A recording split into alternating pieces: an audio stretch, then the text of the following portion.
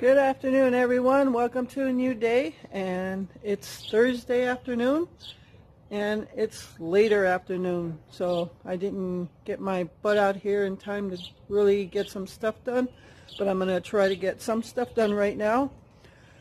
Yeah, I was awake all night long, and I didn't fall asleep until this morning sometime. I don't know.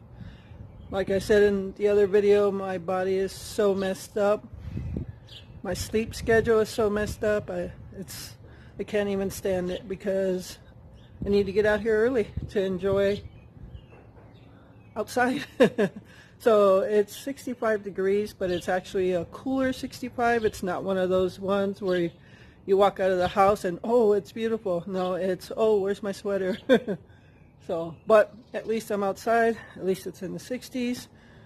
Tomorrow back down to the 50s. Saturday they're calling for 74 degrees.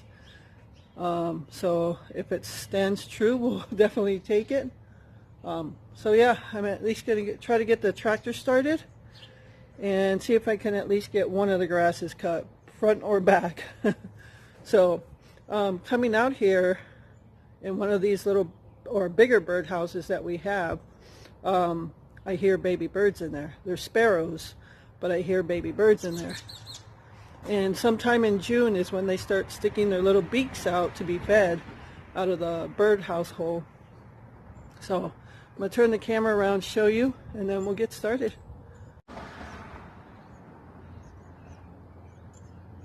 You could probably barely hear it if even, but there are little baby chirps in there. The sparrows make bird houses out of these things, and that's actually why we put them up. We also put them up for decorations, but when we bought this house, we bought these two big bird houses and had our nephew attach them to the garage. So there are baby birds in there, but you can see it's attached to this big pole. And yeah, so we had attached to the garage with like an L bracket there. But I'm going to get away from this birdhouse. I don't want to stress out the little baby birds. So, all right, it's starting to get dark clouded out. It is supposed to rain this afternoon. I don't know if it's going to, but I'm going to go ahead and you can see our grass is a little wild. We've got dandelions growing. So I'm going to get the tool out of the truck and get this tractor started. Stay tuned. All right, everyone. So I did start taking video of starting up the tractor to show it did not start. But when I went to go put the charger on it, I wasn't recording.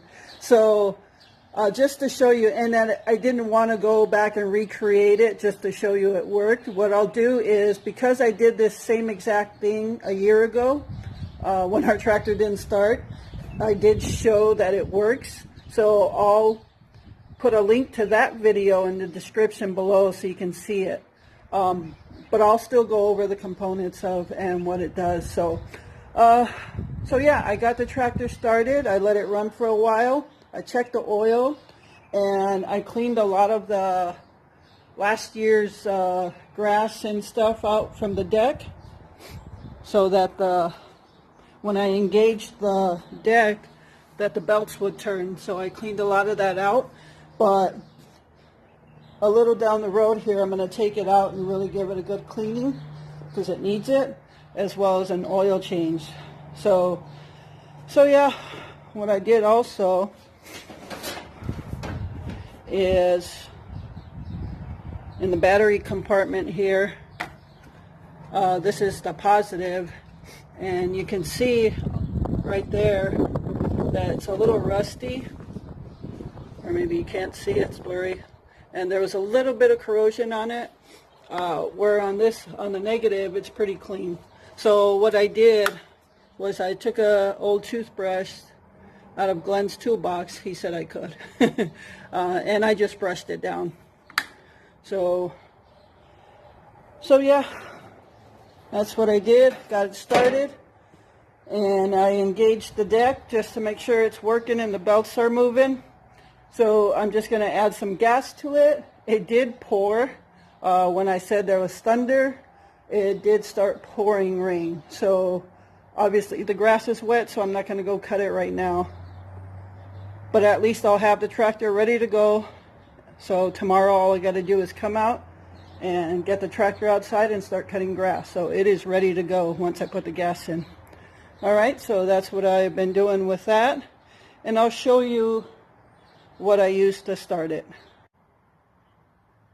All right, everyone, so to show you the jump starter I used to start up our lawnmower.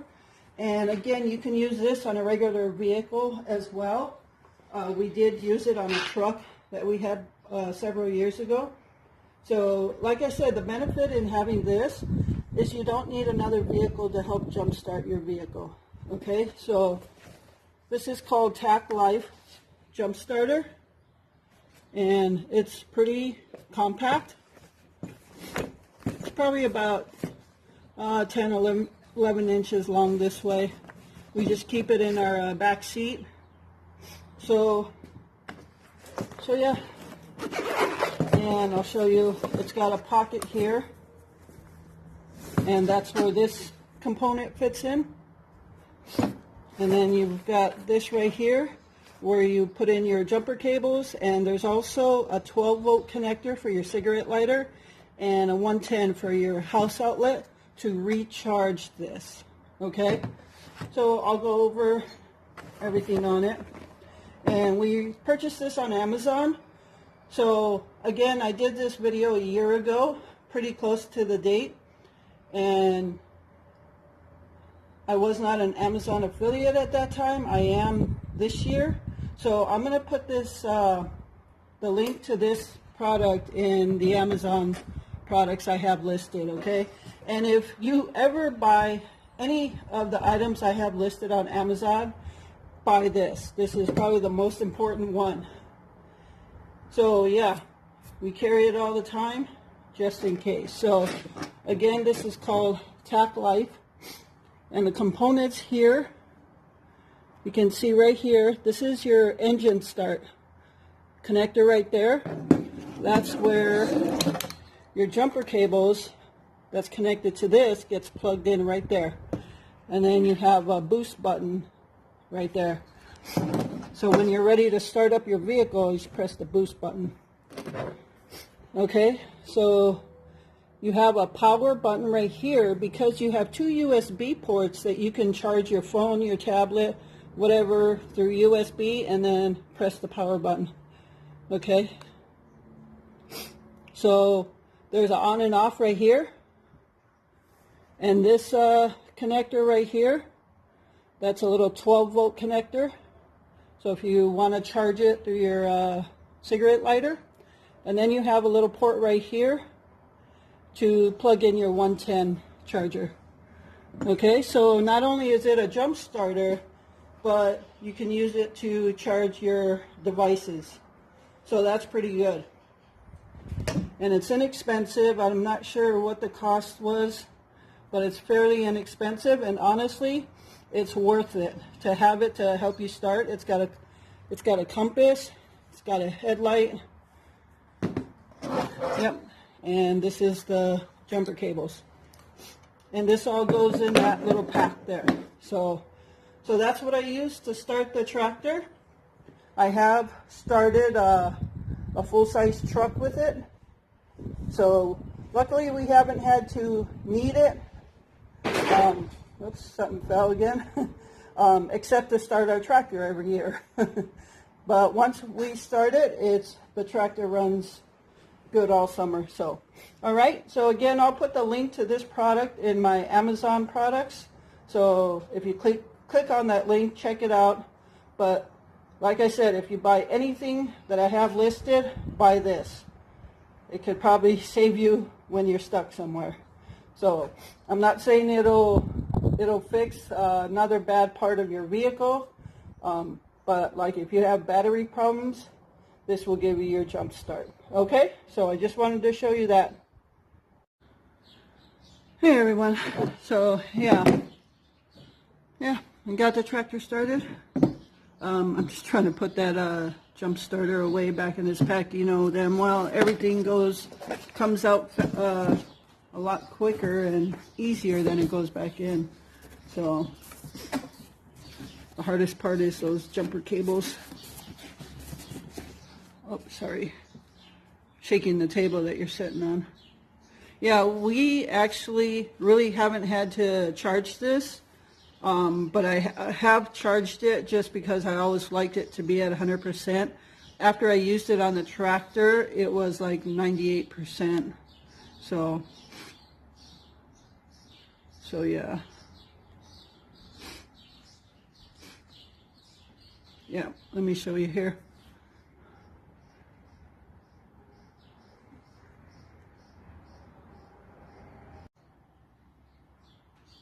Yeah, so after charging the tractor, it's still at 98%, and it holds a charge really well. We charged it once over the winter, and I didn't need to do that at that time, but I just, like I said, like to have it at 100% at all times. So yeah, I'm going to get this packed up, get it back in the vehicle. You always want to make sure you put it back in your vehicle so you don't leave home without it. So yeah, it rained, like I said, so I'm not going to go cut a bunch of wet grass and make a mess for the deck on the tractor. So I think we'll just take a walk in the backyard, check out the bird food. I think I need to fill some bird food. There have been sightings of orioles and hummingbirds in the southern part of Wisconsin, which we're pretty near. I guess you might say we're southern, but we're about half hour to 45 minutes away from Milwaukee area. But yeah, they usually show up in the southern part when they come up from like Illinois and those states down there. So I got to get my feeders cleaned out tomorrow. I want to come outside. I want to get the outside water turned on, clean the feeders, and get some grape jelly out, get some hummingbird nectar out. I make my own, so I'll show you when I make that. Grape jelly, and I need to get some oranges for the Oreos as well. So yeah, migratory birds coming in.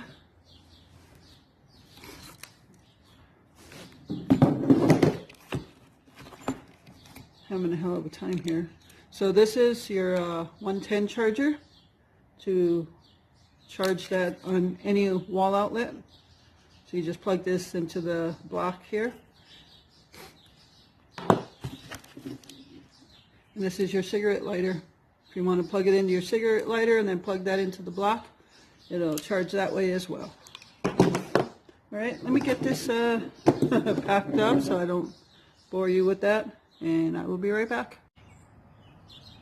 Alright everyone, so we're going to take a walk in the backyard to fill up the bird feeder back there and the ones up here. But when I go back there, I like to take the little bucket if I can and put everything in there that I might need. So let's take a walk. Alright, let's go in the backyard. Yeah, poured down rain, then the sun came out. But that's Midwest for you.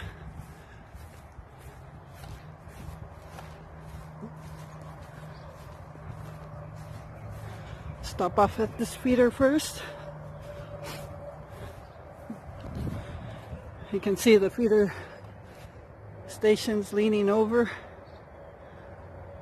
They've about had it now. In the description on my Amazon products, I will go ahead and add in some of my bird feeders, hummingbird feeder, things like that if you want to check them out. Alright, I'm going to put the camera down. So they're empty in this basket. They've got some sunflower seeds in there, but I'll dump that for the squirrels and put new stuff. And there's suet's running low. And then we'll go to that feeder.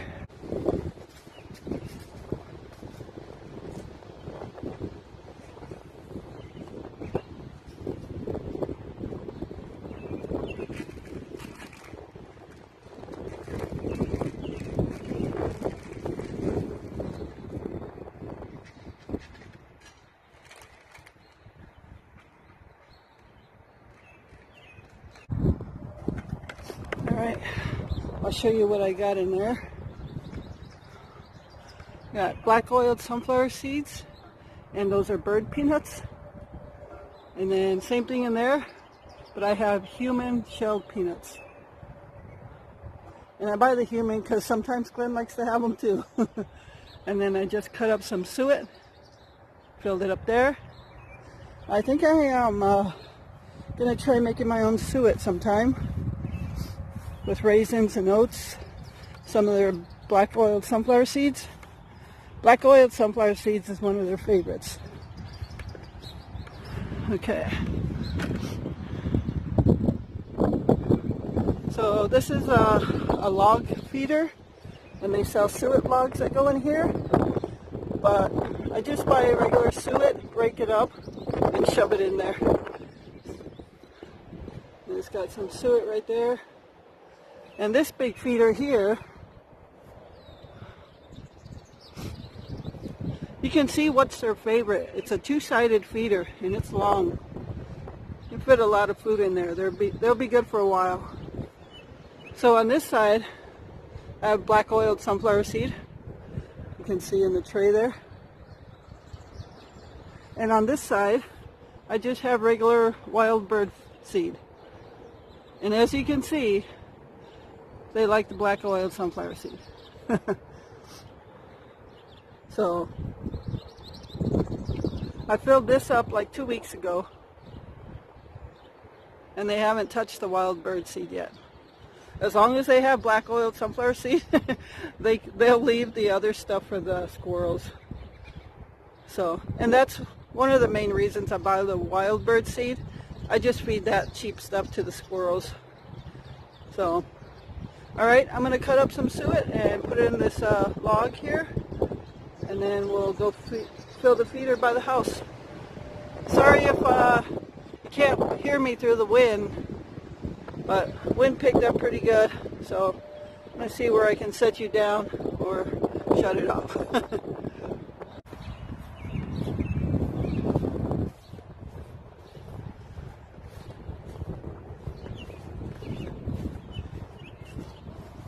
Turned out to be not too bad at all outside for temperature-wise. I don't even have a sweater or jacket on. All right.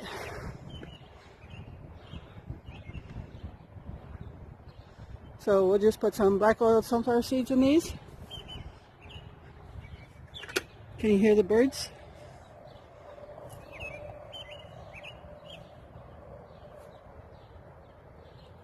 It's right above us.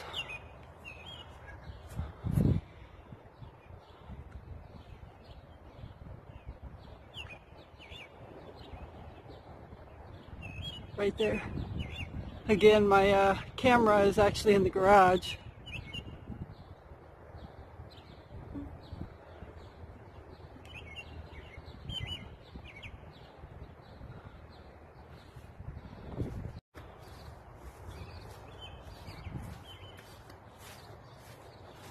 Forgot to show you what I did here. So you can see I just shoved suet in there, and it goes all the way to the other side on each hole.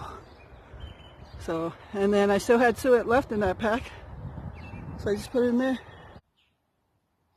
Okay everyone, so I'm just going to go over the main bird foods that I use, and I have no problem getting all sorts of different birds, okay? So I laid some out here, and starting with this is a black oiled sunflower seed.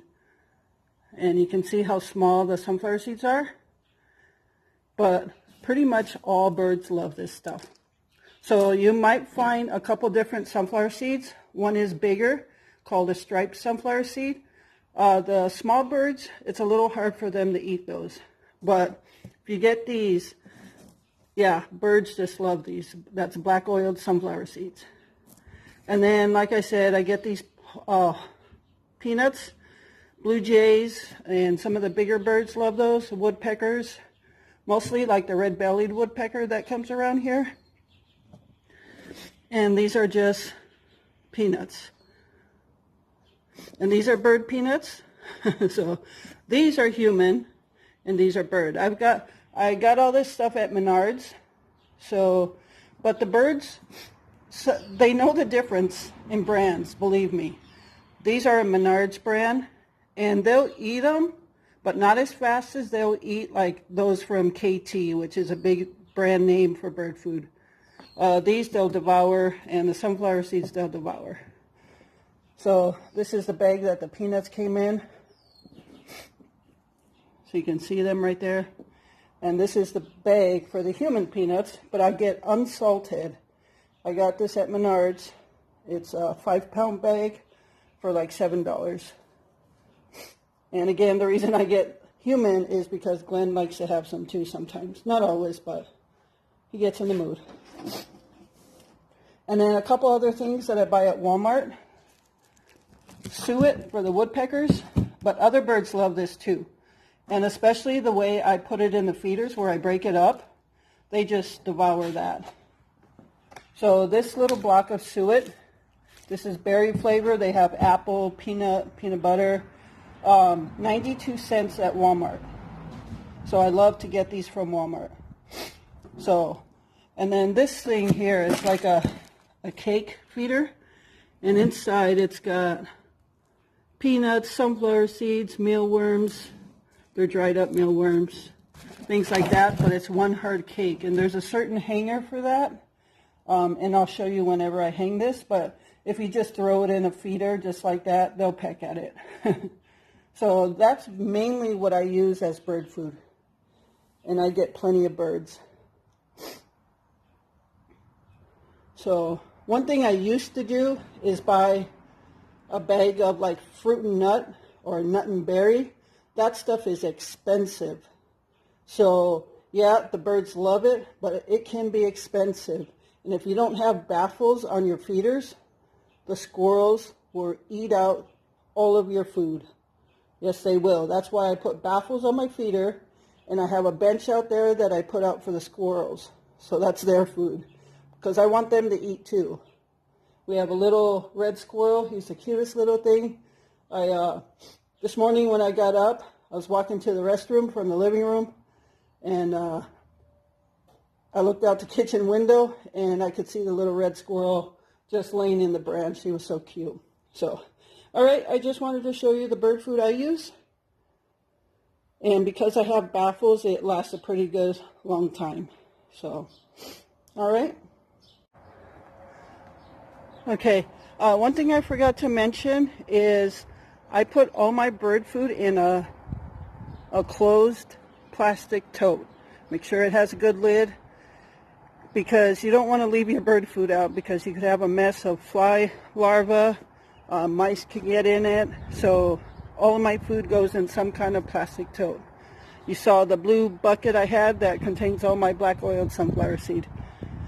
So this is the ramp out of the garage where Glenn would use to roll down his scooter. But right here at the end, I like to leave some food for the little ground squirrel we have. And he doesn't necessarily like peanuts, but this is all the food I just showed you, so I'll just put it out here for him. The squirrels will come and get the peanuts. So yeah. So what I think I'm going to do is just set up the chair and my camera back here, see if we can capture some birds for a little bit. All right, everyone. So it's getting a little later now. I got to get supper going, and it's getting cooler out now. So I didn't capture much on the camera today for birds, probably because we got out there so late. So probably better luck next time. But I'll show you those. We got 2 birds, a blue jay and a red-bellied woodpecker. So I'll show those 2 little clips. And I'll include some clips that I've captured from the previous years, just so you can see what I capture when I'm just sitting at the back of the garage. So got to go in and make supper now. Just going to make some hamburgers on the George Foreman, probably some scalloped potatoes from the box. So yeah, and for the dessert we'll have the lemon loaf. So all right, so yeah, we do have baby sparrows in that big birdhouse up there, and probably sometime in a couple weeks, 2-3 weeks, they'll be starting to stick their beaks out for feeding, so I'll probably capture some of that too. All right, so stay tuned.